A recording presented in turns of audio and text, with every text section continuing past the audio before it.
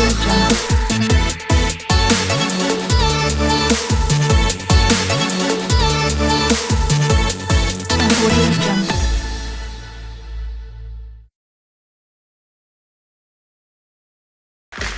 so much.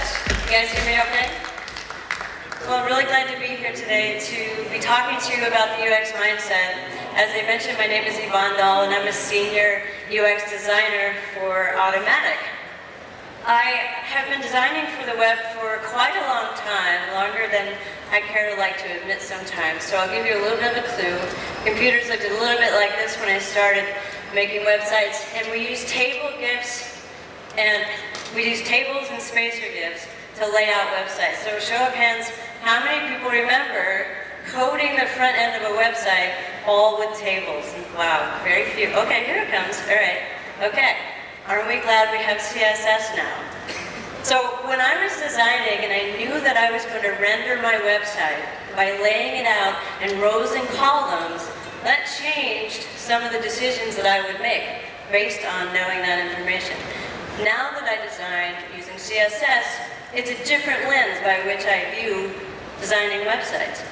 And the UX mindset is kind of the same thing, in that it changes the decisions that you might make based on the lens by which you view designing products.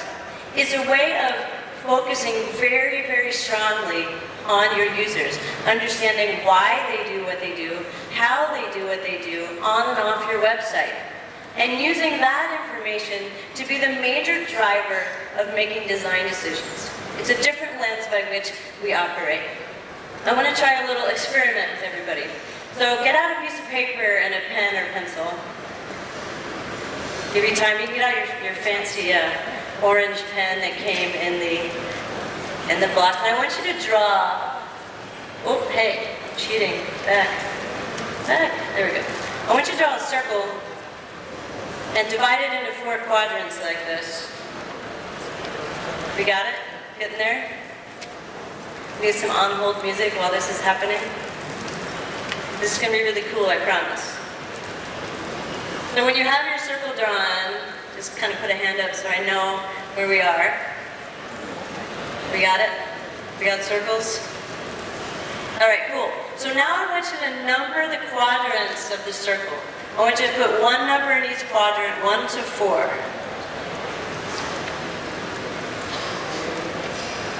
So the people that just walked in, if you just came in, draw this circle on a piece of paper and number it 1 to 4. Okay, we got that? No? He's nodding no. We got it? 1, 2, 3, 4. Cool. Okay, now, how many people numbered it like this? We got a 1, 2, 3, 4. Okay, a couple people in there. How many of you numbered it like this? 1, 2, 3, 4. A couple more over there. You guys should hang out. Same numbering.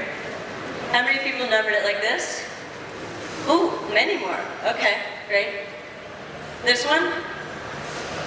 Nobody. Okay. Wait, one in the back? And how many people numbered it like this? Okay. So what we've just seen here is an illustration of different mental models. And a mental model is basically a framework that we all carry around inside of us, and it's how we make sense of the world. It's the way things feel right to us. And there's no right mental model or wrong mental model. They're just different based on our experiences. And the cool thing about mental models is that while we learn them and they can be ingrained, they also change. And my point that I want to really drive home here is that when we're looking at designing from a UX mindset, it's very important to always remember that you are not your target audience. As we saw here, we had a bunch of different mental models going on, and I guarantee you that you will be in a product conversation. And somebody, whether it be a designer or a salesperson or a stakeholder, is going to say to you, well, I'm a user too, and this makes sense to me. If this hasn't already happened to you, I want you to think of this when you hear that. You may be very similar to the people that you're trying to reach, but the minute that you are the person who's tasked with making a thing, the information you have already makes you more of an expert than the people that are coming to your site, so you're no longer likely representing the majority of your audience. So it's very important to bear this in mind, that while we're all super smart people, and we may share a mental model, the odds are very good that it's not going to be the same. So what are we going to do? What do we do if different mental models are out there and we can't trust that our own mental model is going to be the thing? Well, it's super important to talk to your users and understand how they do things, why they do things. But on top of that, we have to make sure that if we want to design from a UX mindset, that we're prioritizing our users based on our core audience. And everybody here probably knows that it's really important when you're designing from a UX mindset that you want to have a good hierarchy and priority on your website. But if you try to do that, matching all of the different mental models, it'll be a big mess. So you might have heard that about 20% of your audience is going to drive about 80% of your revenue. So what you want to do is prioritize for their mental model. Meet them where they are. Now that doesn't mean that we want to exclude everybody else, right? All the other hands that went up that numbered things a little differently. But what it does mean is maybe the interface is more discoverable for them, right? So they're able to find and do the things that they need to do, but it may not match their immediate mental model. Making choices like this is a big part of being a good UX person. And talking to our users is really the best way to truly understand how and why they do things. And it can also be incredibly humbling because they will tell you, no, I don't like this. But that's the best thing that you can possibly hear when you're talking about designs with users. So I want to show you this login screen. Does anybody know this website? This is a local shopping website. So I came to this site and there's a button down here that says request OTP. So show of hands, who knows what request OTP means? So we got about 50% of the room. So I actually had to Google that. And I looked it up and it says request a one-time password. Now I know what one-time password is. But request OTP, I've not seen it abbreviated in quite that way. And so the point I'm trying to make here is, if you're one of the people that raised the hand that knew what that was, and you're this website's core audience, and this is great, it's fine. But if you're the rest of us who didn't raise our hand, then this could be a little bit of a problem. And I can hear the conversation, a designer or somebody saying, it's so much cleaner. Look at it, it's so clean. And what's the harm? So if only 50% of the people understand what request OTP means, dummy Yvonne can just Google it and find out, and she'll come back and click that button, right? Probably not. But what this also does is increases the cognitive load on this page. Cognitive load is basically every element that you put on a page is something that I have to come in, consume, and make a decision about.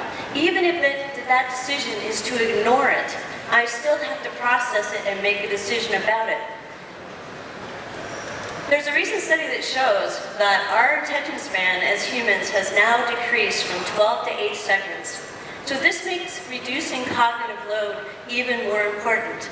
So we have all these mental models going on. We have an attention span of 12 seconds, and we're adding elements to a page that increases our cognitive load. On top of that, we all make about 35,000 decisions every day. So when we're approaching design with a UX mindset, we're very cognizant that every element is going to cause additional cognitive load. All right, we're going to try a video thing here. My awesome tech guys are going to try and make this happen. So this is a website that is a job hunting site. Let's go ahead and pause it real quick.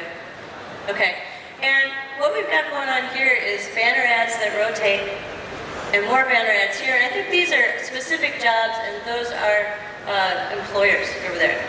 And this is a ton of cognitive load. But I want to tell you this, I see a lot of designers who get very dogmatic about designs. And they would say, take all of that out, just take it out, it's much cleaner. We're going to reduce the cognitive load. But as a UX person, we need to be able to come into conversations with a little more maturity about design. Because in the real world, revenue drives websites. So as a designer, I have to be prepared to be more creative than that. So let's hit play again really quick. We'll start taking some things out. We're deleting. Okay, now let's pause it again. So even this is better, okay? So when I would approach a site like this, what I want to do is look at the data behind these ads and see what's performing, because I would hypothesize that they probably don't perform very well. So what I would say is, let's try to get rid of one row and then maybe address how much animation we allow in that bar. Or then you have a more nuanced conversation starting from there with your sales team. Well, maybe none of them can animate. Maybe we take away the rail, but none of them can animate. But these are the kind of conversations that are really important, and I hear a lot of designers really sticking to their guns and getting dug in about beauty, which is good, and cognitive load, which is awesome, but the real world often requires us to make some compromises in design. Another way to reduce cognitive load is offloading tasks. Now these all might seem like really obvious examples, but you would be really surprised how few people will utilize their data to offload these tasks for users.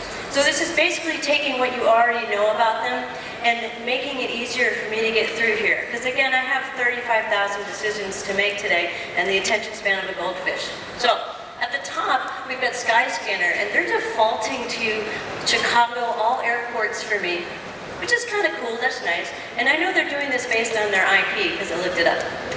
Down the bottom, it starts to get a little smarter. This is Expedia. So Chicago has 2 airports. So if you're going to go by my IP, which we all kind of know also that IP is a little tricky, you might just be showing Chicago going by IP. But I fly out of O'Hare most of the time. That's my preferred airport. There are 2 airports. So they're basing this on my past behaviors on the site, which is really cool because I don't have to go in there and change. I don't want to drive all the way to the south side. I really just want to go out of O'Hare. They're also taking it a step further, and they're defaulting to the dates that I just searched for, and also the last city that I searched for. And this stuff seems kind of obvious, and it's not actually that hard to execute on, but it's often the thing that gets dropped out of development cycles for time and for scope. And it's not that you have to do all of these things, but adding these things in start to kind of erode away from the difficulty and the frustration and the tensions for users. So if you have the data, it's a great thing to do. Now, if you're using data to make these kind of decisions, you can also understand when you can break the rules a little bit. So this is a Jetpack survey that we're running at the booth. And normally when you ask somebody what country they live in, you're going to alphabetize these things. But we've made a decision here to change that and put India at the top, because we know by the data that the odds are very good. Most of the people here are going to be from India. And you'll be standing at our booth, and we want to make sure that you can fill this out very quickly. So we're making a decision here to change the default. So speaking of smart defaults, this is very cool.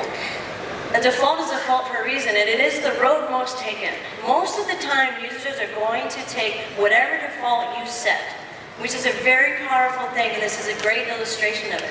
So these bars represent countries and opt-ins to a donor program. So this is saying, I want to be an organ donor.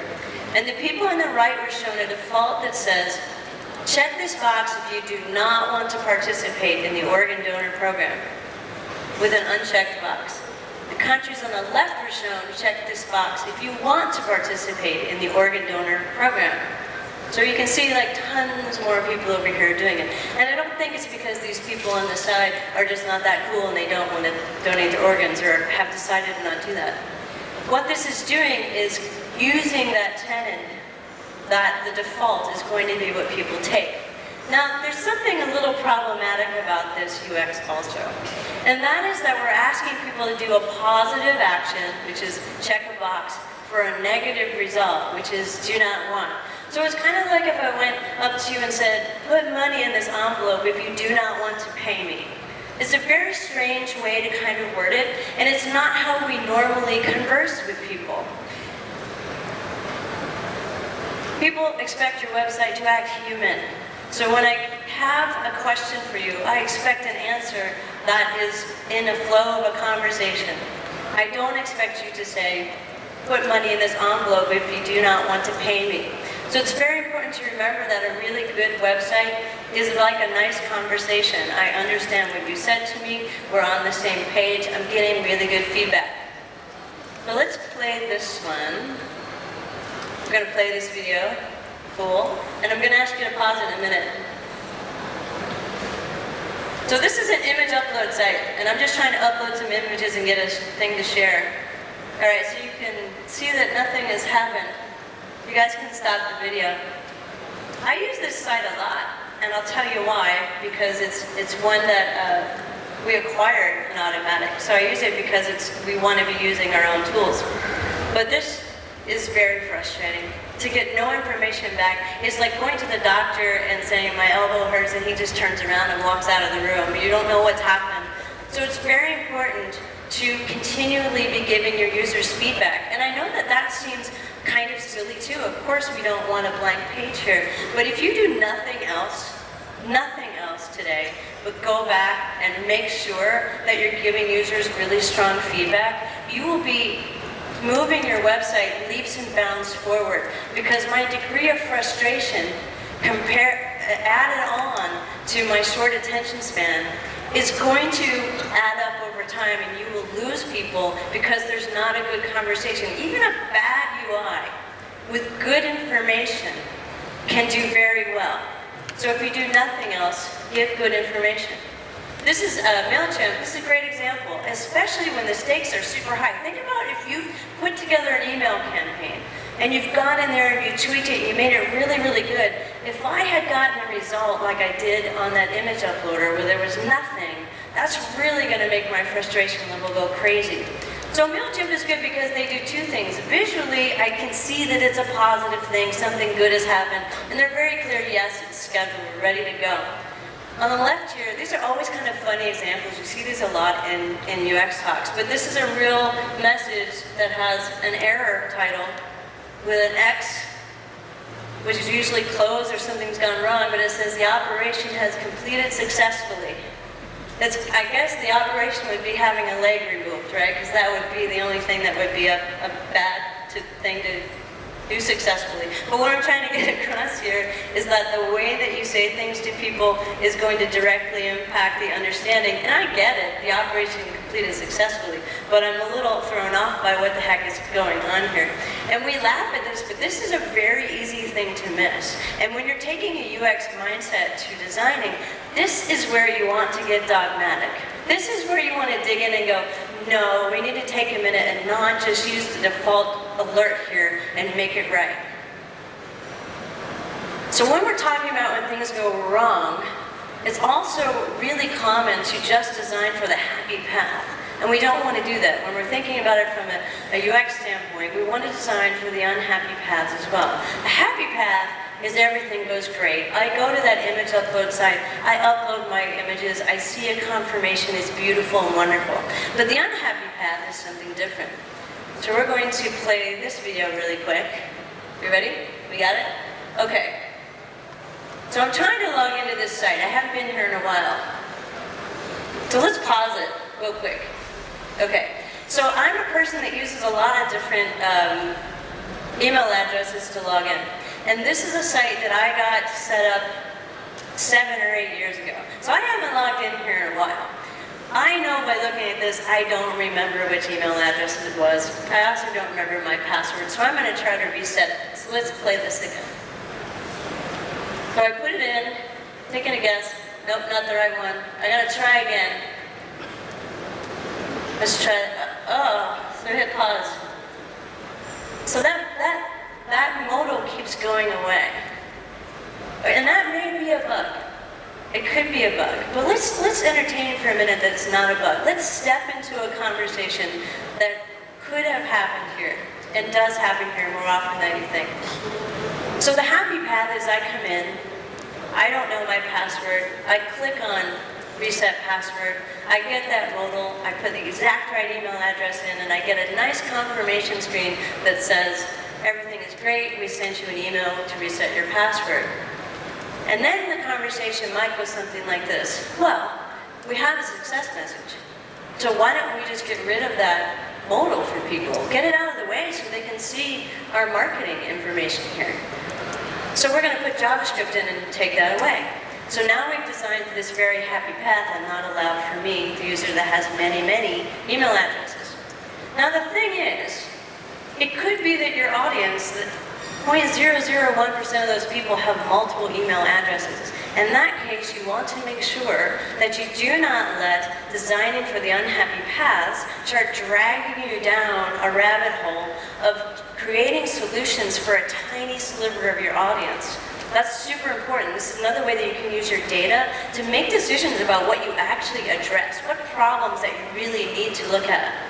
Now let's pretend for a minute that 99% of your users do not have the multiple email addresses, so having that modal disappear, or having the modal with just one way to enter is fine. How do we know if making that disappear is going to match the mental models of people coming to the website? Well, we have something called best practices. And best practices is basically a library of how people expect UI items to work. And the reason why best practices can be really powerful is it kind of gives you a head start on what people expect from elements. Now, this is a toggle that I found. It's so pretty, isn't it? Look at that. It's a language selector, and behind it you've just got the map, and it's beautiful. It's really nice. But if you research best practices and language toggles, you will find out a reminder very quickly that flags do not represent languages. They represent countries. Many languages can be spoken in one country. In India alone, there's many, many languages spoken here. So just having a flag is not a best practice for this particular item.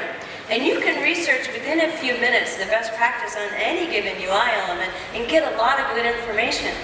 My recommendation would be to make sure that you look at the sources of those things that you're finding, look at the dates of them, look at the sources that they're quoting to make sure you're getting the most recent best practices.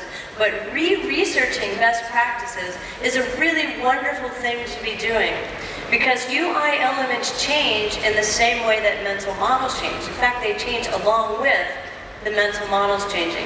So as things get updated, people build new mental models. They're used to things behaving in very different ways, and they can start to be updated. So it's important to make sure that you're constantly researching them. The other thing that I'll say is that you want to make sure that the UI elements that you choose resonate with your audience. Because in India, maybe request OTP is best practice for that button. But if you want to then make that same website really usable for a US audience or just an army of Ivans, you're going to want to make that a little bit different based on how I use that element. Most of the time, if you're going to break a rule on a best practice, you want to have a very, very good reason for it. And I think this is also an example of a UX mindset. When you're going at solving a problem, a lot of times designers, and I'm a designer, but a lot of times designers get a little stuck on making things really beautiful. And while this does help reduce cognitive load and build trust, like a beautiful website does build trust, but in the end, a very crappy website with really good communication and using best practices is going to have a lot more success than one that is truly just beautiful. So I encourage you to research over and over again. This is one of my favorite things about UX. To me, this is where the rubber really meets the road. So sometimes there's an element that can be executed in a couple of different ways, and both of them really fit into best practice. So which one do you choose? Well, again, this goes back to making sure you pick your head up off of your desk and out of your office and look at what people are doing around you on the web. There's a lot of A/B testing that's happening. There's a lot of performance-based A/B testing that you can find, and sometimes people call this growth.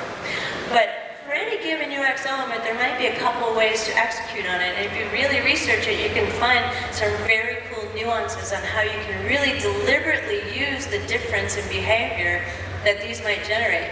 So this is a form. And so it's been proven in many, many cases that a single column form with the labels at the top is much quicker. People complete those forms much faster and there's a much higher completion rate. But double column form slows people down. So my eye has to go back and forth here. So what, we should just always use single columns, right? Well, maybe. But what if I want to intentionally slow people down? What if I have a visa application, I'm trying to get to Cloud Bazaar, and I put the wrong information in, and my name is misspelled when I come to India and they send me home? What if I'm putting mortgage information into this website? At this point, we want to slow people down. So the cool thing is, if you really research these elements and see what other people have learned, you can make really deliberate choices to slow people down. You can also create defaults that maybe encourage folks to do the thing that you are most interested in them doing, like we saw before. I would hope that you use that in a very good way, use your powers for good there. But my point is that you do hear a lot of time, especially when you're first designing, it's about speed, it's about efficiency, it's always about getting people through fast. But really, that is something that you should think twice about. The last thing I want to tell you is, no matter what you do when you're designing, no matter what best practices you pull and the research that you do, you must continually test. Keep checking in with your users, because your users are going to really tell you if the interface is working. You can have all of the best intentions and be a super smart person and a great designer and a great group of people, but continually checking in with your users is the U in UX. So I encourage you to keep doing that. I want to thank you for letting me talk to you a little while about the UX mindset, and I hope you have a great rest of the day at Cloud Bazaar.